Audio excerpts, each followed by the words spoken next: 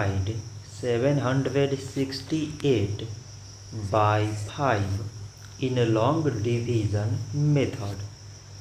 5 times 1 is 5. On subtracting, we get 2. So now we put down this 6 and it is 26.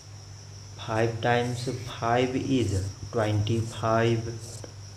On subtracting, we get 1. So again we put down this 8 and it is 18. 5 times 3 is 15. On subtracting, we get 3.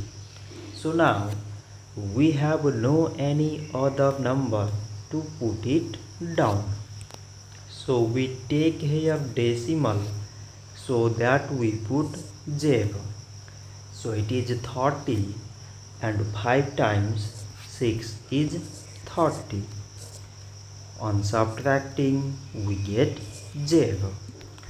So 768 divided by 5 is 153.6.